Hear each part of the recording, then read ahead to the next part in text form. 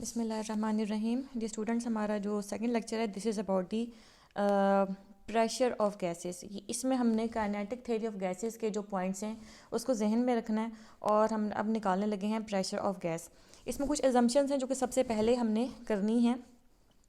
हम जो वेसल इसमें अब लेंगे किसी भी गैस का जो प्रेशर निकालने के लिए, तो हमने जो वेसल इसमें कंसिडर किया है this is basically cubical vessel. ये वेसल एक क्यूब की शक्ल में है जिसकी तमाम साइड की लेंथ L के बराबर है और इसके अंदर n नंबर ऑफ़ मॉलिक्यूल्स हैं। हर मॉलिक्यूल का मैस स्मॉल m है। हम यहाँ पे देख सकते हैं कि गैस मॉलिक्यूल्स रैंडम मोशन में हैं। Then number 5th point is this कि इसमें किसी एक मॉलिक्यूल की वेलोसिटी को हमने कंसीडर करना है और इस वेलोसिटी की इस किसी एक मॉलिक्यूल की जो वेलोसिटी है वो v1 है। ये पूरा जो हमने जो वेसल कंसीडर किया है this is actually in the 3 dimension x, y and z। ये इन डायरेक्शन के दरमियान में थ्री डायमेंशनल हमने इसका व्यू लिया है। इसका मतलब ये हुआ कि अगर हमारे पास कोई एक मॉलिक्यूल जिसकी वेलोसिटी v1 हो, वेलोसिटी एक वेक्टर क्वांटिटी है, तो इसके कंपोनेंट्स लाजमी बात है इन तीनों एक्सिस में लाई करेंगे। If the velocity of one molecule is v1, then its components in along x-axis, y-axis and z-axis it will be v1x, v1y and v1z. So the primary concept is this: we have to evaluate the pressure of gas exerted by the molecules on the walls of the container. हमने gas का pressure निकालना कि वो molecule जो कि gas के container के faces पे लगा रहे हैं। तो this is something we have studied in our school physics. Pressure किसके बराबर होता है? That is force per unit area के। और हमने चैप्टर 3 में पढ़ा था कि हम फोर्स को by using the Newton's second law of motion, इसको हम मोमेंटम की टर्म्स में लिख सकते हैं। Force is equal to rate of change of momentum. तो फोर्स बराबर है rate of change of momentum के, ए आपके पास एरिया है। अब यहाँ पे हमने कुछ इन्फॉर्मेशन है जिसको सेपरेटली फाइंड आउट करना है। Change of momentum, then 1/Δt, जिस टाइम में ये मोमेंटम लग रहा है, ये चेंज हो रहा है कोलिजन के नतीजे में, और एरिया जो कि इसकी ज्योमेट्री से रिलेटेड है। So at the very first step we are going to find out pressure of single molecule of gas along X axis. हमने अपने काम जो है, इसको जो प्रॉब्लम है इसको बहुत सिंपल तरीके से स्टार्ट करना है। सबसे पहले जो हमने कंसिडर किया है, जिस एक्सिस से हमने स्टार्ट किया है दिस इज़ एक्स एक्सिस, और जिन मॉलिक्यूल्स का हम प्रेशर निकालने लगे हैं वो सिर्फ एक मॉलिक्यूल है, सिंगल मॉलिक्यूल है गैस का, कि वो सिंगल मॉलिक्यूल इस वेसल की वॉल्स पे कितना प्रेशर एक्सर्ट करता है। तो सबसे पहले हमने निकालना है change in pressure. For this we consider the vessel again. अब वेसल के फेसेस हैं A, B, C, D, जो कि राइट हैंड साइड पे है, और लेफ्ट हैंड साइड पे है E, F, G, H। ये इसका दूसरा फेस है। अगर molecule face A, B, C, D से स्ट्राइक करे विद वेलोसिटी v1, तो इसका कोई ना कोई मोमेंटम होगा जहाँ जिसकी वजह से इसने face A, B, C, D, A से स्ट्राइक किया है। लेट्स से कि वो इसका जो इनिशियल मोमेंटम था mv1x है। अब यहाँ से वेसल की वॉल से स्ट्राइक करने के बाद ये वेसल से बाहर नहीं निकलता बल्कि रिबाउंड हो जाता है और इसकी डायरेक्शन बिल्कुल अब रिवर्स हो जाती है। अब ये ट्रैवल करता है from A, B, C, D, A to the face E, F, G, H, E।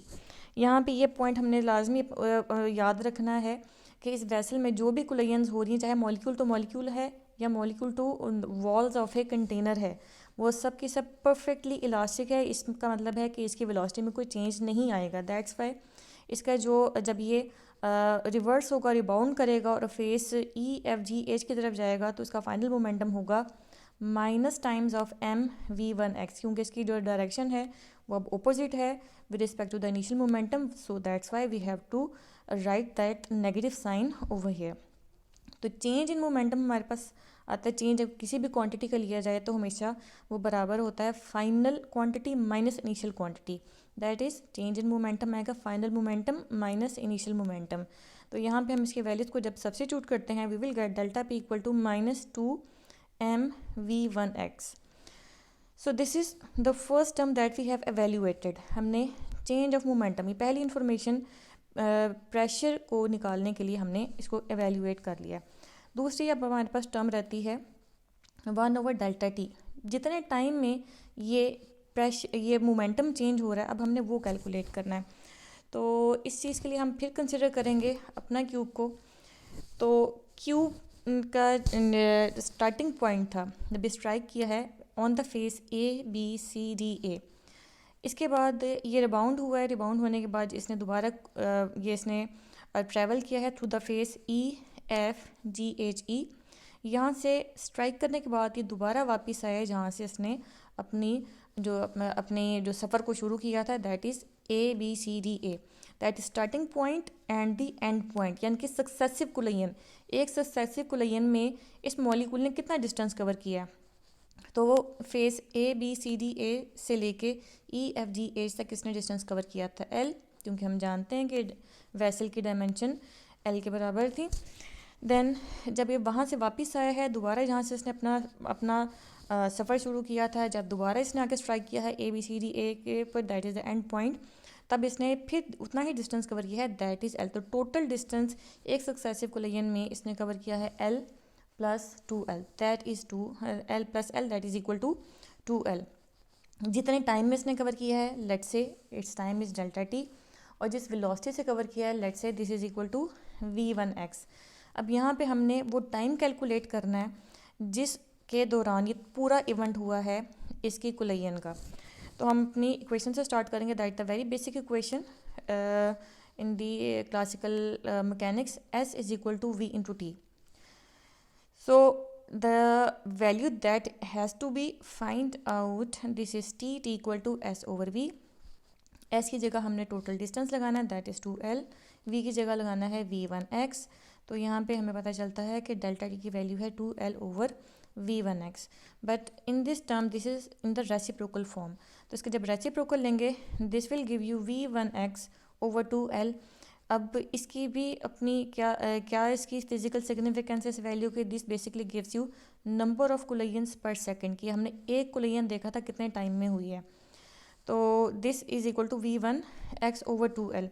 So the one term and the last term that is left, that is related to the geometry area। Area बराबर है as we know कि ये हमारे पास जो cube थी इसकी length जो एडिसेंट side थी वो बराबर थी। सो एरिया आपके पास आएगा द लेंथ स्क्वायर। इस तरीके से हम इसकी एरिया भी निकाल लेंगे। Now we have to calculate rate of change of momentum, that is force. अब ये वाली जो इसमें टर्म है फोर्स की वो बस रह गई है जिसको हमने कैलकुलेट करना है। So we will take the information from the change of momentum and the time.